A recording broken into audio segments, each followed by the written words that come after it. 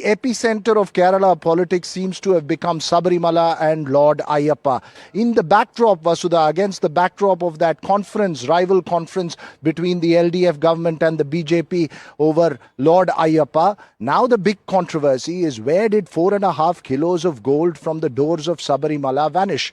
Now, this was given to the temple, donated to the temple in 1999 by Vijay Mallya. In 2019, it was taken for refurbishing and reworking. And now suddenly it's come out that 4.5 kilos of gold from that temple doors has gone missing. The Kerala High Court is involved in the matter. The LDF government has conceded that the gold has has vanished, and there are multiple political layers to this conversation, including the one over who should be governing temples and the politics that plays out in the run-up to 2026 Kerala, Vasudha. That's right, Veera. Kerala elections will be held next year, so that's why this issue becomes all the more important. The Kerala High Court, like you mentioned, has ordered a detailed investigation.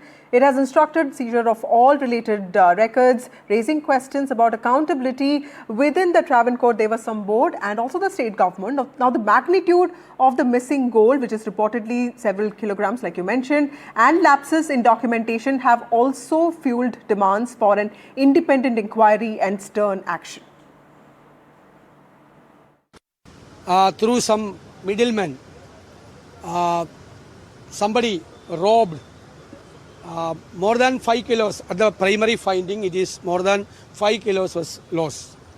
And further investigation, we think that it will be more. About 30 kilogram he has donated.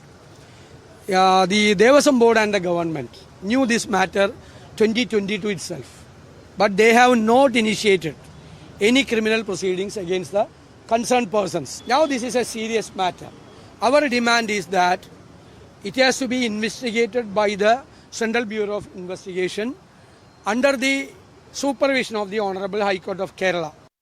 This is a criminal act that has happened, and with the connivance of the then Devasam Board President and the Devasam Minister. So Unnikrishnan Poti is only a link in the whole conspiracy. And Devasam Vigilance has no authority to even file an FIR, as per my understanding.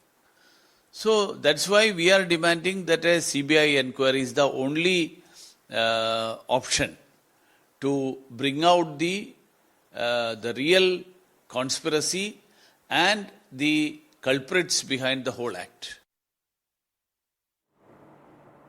Well, look, this is a big controversy. We'll have Rahul Ishwar, author and activist, who will join us in a bit to take the right view of it. Then we have Ashwin Nandakumar, NDTV's correspondent in Thiruvananthapuram, joining us in a bit. But first, senior journalist Sarita Verma joins us. Sarita Verma, this comes as an enormous embarrassment for the LDF government, which was, many would argue, trying to reach out to the Hindu vote by organizing the Sabarimala conference and other measures later on.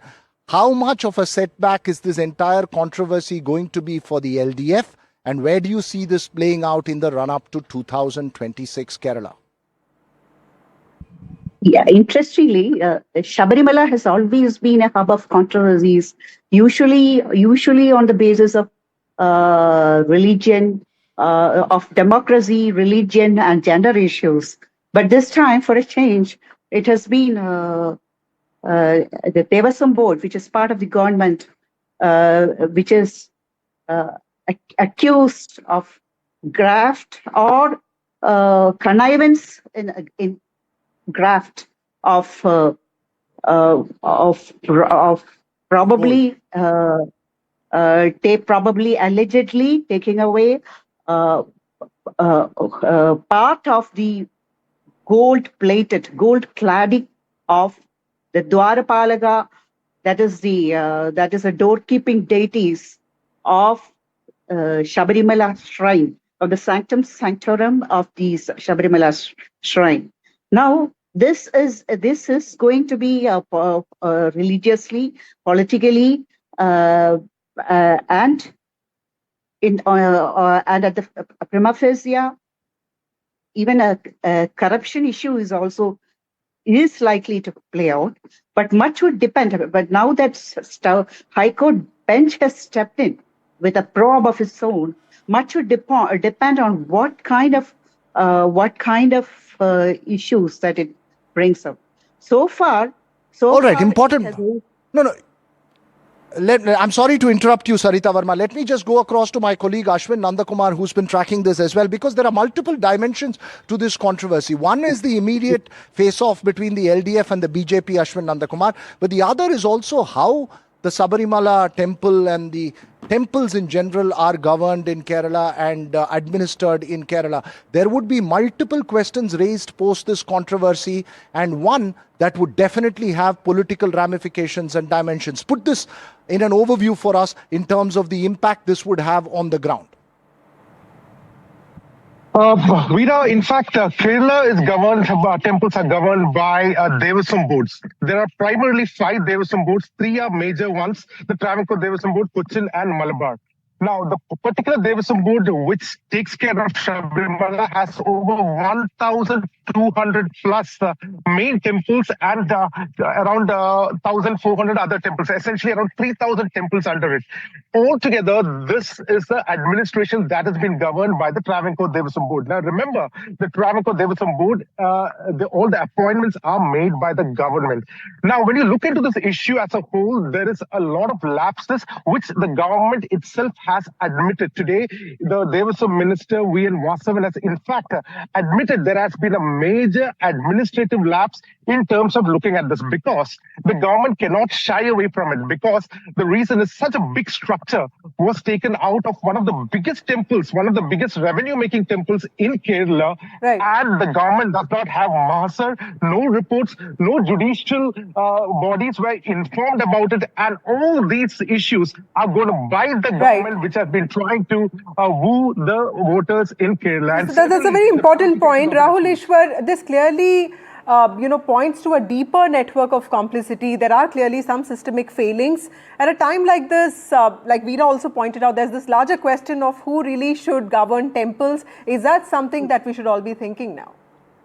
2 submissions. What happened in Sabarimala? One is theft, is robbery. Let there not be any doubt regarding this. The figures can be debated. Some people are saying it is nearly 4.5 kilograms. Some people are saying it is 1.5 kilograms. Some people are saying it is 800 grams. But anyway, theft has happened, is undisputably established. Second, with all due respect, it pains me as a devotee saying this, Devasam board is not only complicit in this, Devasam board has led this, Devasam board has leadership in this. There is no error or something like a failure from the part of Devasam board. It is their intelligence and their manipulation that really happened, because they have even fabricated documents, falsified documents saying that the copper plates are being transported. Honorable High Court in the September 29th verdict and the 15th verdict has categorically said in paragraph 6, 7, 8, 9 and 10, and then in the second verdict that this is a highly suspicious behavior on the part of Devasam board to write copper instead of gold. So for a national audience, let me make it very simple. Swami Ayyappa's gold has been subjected to theft. Devasam board has robbed Ayyappa of the gold. That is the blunt truth. And please remember, this is not political. This is not regarding left, right or Congress. This is an absolute truth of what has happened. And those people who have touched the gold should be arrested. Absolutely, Rahul. I don't think there is any 2 ways about it. The government is equally committed to that same principle that you are stating right now. But my question is that where does this impact in politics and why it has come out now? Sarita Verma, the whole timing of all of this, coming as it is against the backdrop of that conference, rival conferences, what's led to this revelation right now? Has it been simmering for a while? Very briefly, tell us about the timing of this and the impact this would have politically.